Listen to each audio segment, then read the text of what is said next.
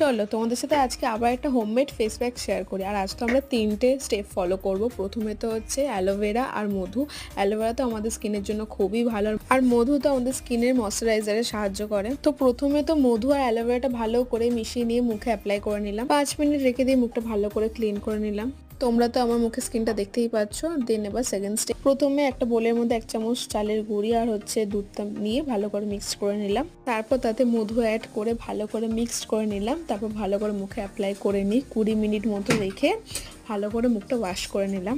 দেন এবার থার্ড স্টেপটা, বোলের মধ্যে মধু আর কফি, দুটো জিনিস তোমার মুখের মধ্যে এত কাজ করবে, চোখের নিচে ডার্ক সার্কেল থেকে কালো দাগ থেকে সব একদম দূর করে দেবে। তো এটা ভালো করে মুখে অ্যাপ্লাই করে নিই। 10 মিনিট মতো ম্যাসাজ করতে হবে। দেন তারপর মুখটা ওয়াশ করে দেবে। এবার তোমরা আমার মুখটা জাস্ট দেখো, মুখটা কতটা ব্রাইট আর একটা ইনস্ট্যান্ট গ্লো এসছে। টাটা।